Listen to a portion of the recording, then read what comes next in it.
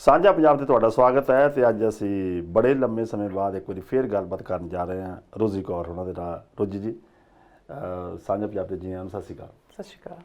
ਕੀ ਹਾਲ ਚਾਲ? ਠੀਕ ਠਾਕ? ਵਧੀਆ ਜੀ, ਤੁਸੀਂ ਦੱਸੋ? ਬਹੁਤ ਵਧੀਆ। ਦੇਖੋ, ਕੁਦਰਤ ਦੀ ਆਫਤ ਕਿਹੜੇ ਵੇਲੇ ਆ ਜਾਣੀ ਕੋਈ ਪਤਾ ਨਹੀਂ। ਬਿਲਕੁਲ ਜੀ। Anything could B happen any time. Punjab ਦੇ ਵਿੱਚ ਹੜ੍ਹਾਂ ਦੀ ਸਥਿਤੀ ਇੰਨੀ ਬੁਰੀ ਹੋਈ ਆ। ਦੇਖੋ, ਲੋਕਾਂ ਦੇ ਘਰ ਰੁੜ ਗਏ ਨੇ। ਹਾਂਜੀ।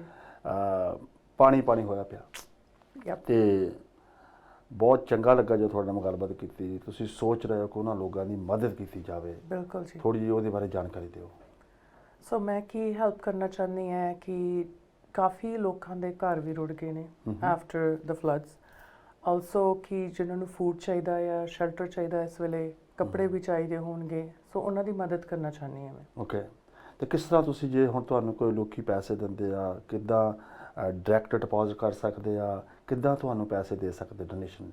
So donation, I have a website and I also have a link that I will be sharing at the end. Okay. ਕਿ ਜਿਹਦੇ ਤੇ ਉਹ ਆਪਣੇ ਕ੍ਰੈਡਿਟ ਕਾਰਡ ਨਾਲ ਵੀ ਪੇਮੈਂਟ ਕਰ ਸਕਦੇ ਨੇ, e-transfer ਵੀ ਕਰ ਸਕਦੇ ਆ with healingwithrosie@gmail.com ਤੇ ਐਂਡ ਫਿਰ ਅਸੀਂ ਉਹਨਾਂ ਨੂੰ ਟ੍ਰਾਂਸਫਰ ਕਰ ਦਾਂਗੇ ਪੈਸੇ। ਜਿਨ੍ਹਾਂ ਨੂੰ ਲੋੜ ਹੈ ਉਹਨਾਂ ਨੂੰ ਮਿਲਣਗੇ।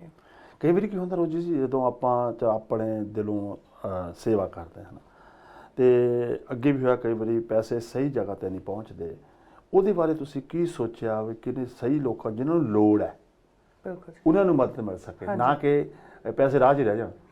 ਨਹੀਂ, ਐਬਸੋਲੂਟਲੀ ਇਹ ਪੈਸੇ ਉਹਨਾਂ ਨੂੰ ਪਹੁੰਚਣਗੇ ਜਿਨ੍ਹਾਂ ਨੂੰ ਲੋੜ ਹੈ। ਐਂਡ ਇਹ ਵੀ ਇੱਥੇ ਤੱਕ ਵੀ ਮੈਂ ਸੋਚਿਆ ਕਿ ਮੈਂ ਪਰਸਨਲੀ ਜਾ ਕੇ ਦੇ ਸਕਦੀ ਹਾਂ, ਕਿ ਜਿਨ੍ਹਾਂ ਨੂੰ ਐਕਚੁਅਲੀ ਫਿਜ਼ੀਕਲੀ ਮੈਂ ਦੇਖ ਕੇ ਵੀ ਕਿ ਇਹਨਾਂ ਨੂੰ ਹੈਗੀ ਹੈ ਲੋੜ। ਕਿਉਂਕਿ ਕਈਆਂ ਕੋਲ ਕਾਫੀ ਆਪਣੇ ਕੋਲ ਪੈਸੇ ਕਈ ਵਾਰੀ ਅਸੀਂ ਸੇਵ ਅਪ ਵੀ ਕੀਤੇ ਹੁੰਦੇ ਸੀ, ਉਹ ਯੂਜ਼ ਕਰ ਸਕਦੇ like emergency funds. So this is like for people who are really in need, ਕਿ ਕਾਫੀ ਪੂਰ ਕੁਆਲਿਟੀ 'ਚ ਰਹਿ ਰਹੇ ਨੇ। ਕਿਉਂਕਿ ਲੋਕਾਂ ਦੇ ਦੇਖੋ ਜਿਹੜੇ ਦਰਿਆ ਦੇ ਕੋਲ ਰਹਿੰਦੇ ਸੀਗੇ, ਤੁਸੀਂ ਜਾ ਕੇ ਵੀ ਆਏ ਕਾਫੀ ਵਾਰੀ। ਮੈਂ ਦੱਸ ਦੇਵਾਂ ਕਿ ਰੋਜ਼ੀ ਹੁਣੀ ਕੈਨੇਡਾ ਵਿੱਚ ਬੋਰਨ ਹੋਏ ਨੇ, ਪਰ ਪੰਜਾਬ ਦੇ ਨਾਲ ਕਾਫੀ ਲਗਾਅ ਹੈ ਤੁਹਾਡਾ। ਹਾਂਜੀ। ਤੇ ਕਈ ਵਾਰੀ ਕੀ ਹੁੰਦਾ ਕਿ ਜਦੋਂ ਬੱਚੇ ਇੱਥੇ ਬੋਰਨ ਹੁੰਦੇ ਨਹੀਂ ਜਾਂਦੇ ਹੈ ਨਾ, ਤੇ ਤੁਸੀਂ ਬਹੁਤ ਵਾਰੀ ਜਾ ਕੇ ਆਪ ਦੇਖ ਕੇ ਆਓ। ਜਿਹੜੇ ਦਰਿਆ ਦੇ ਕੋਲ ਰਹਿੰਦੇ ਸੀਗੇ, ਇਸ ਕਲੋਜ਼ ਟੂ ਰਿਵਰ ਜਿਹੜੇ ਸੀ, ਉਹ ਲੋਕਾਂ ਦੇ ਘਰ ਰੁੜ ਗਏ ਉੱਥੇ ਹੈ ਨਾ। ਤੇ ਬਹੁਤ ਚੰਗੀ ਗੱਲ ਹੈ। ਅਸੀਂ ਵੀ ਤੁਹਾਨੂੰ ਬੇਨਤੀ ਕਰਾਂਗੇ ਕਿ ਥੱਲੇ ਈ ਟ੍ਰਾਂਸਫਰ ਕਰ ਸਕਦੇ ਹੋ, ਥੱਲੇ ਲਿਖਿਆ ਹੋਇਆ ਈਮੇਲ ਐਡਰੈਸ ਵੀ, ਤੇ ਲਿੰਕ 'ਤੇ ਜਾ ਕੇ ਵੀ ਤੁਸੀਂ ਇਹਨਾਂ ਨੂੰ ਜੋ ਵੀ ਤੁਹਾਡੇ ਜਿੰਨਾ ਵੀ ਤੁਸੀਂ ਦਾਨ ਦੇ ਸਕਦੇ ਹੋ।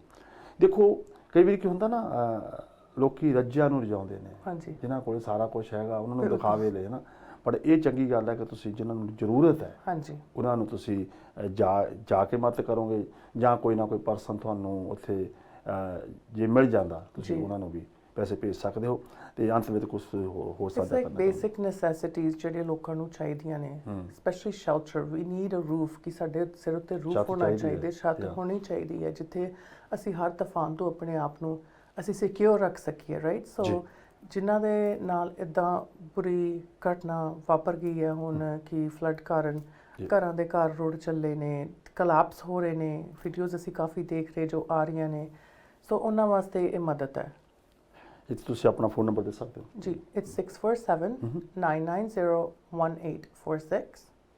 ਰੋਜੀ, ਸਾਂਝਾ ਪੰਜਾਬ ਤੇ ਆ ਕੇ ਜਾਣਕਾਰੀ ਸਾਂਝੀ ਕੀਤੀ, ਤੁਹਾਡਾ ਬਹੁਤ ਬਹੁਤ ਧੰਨਵਾਦ।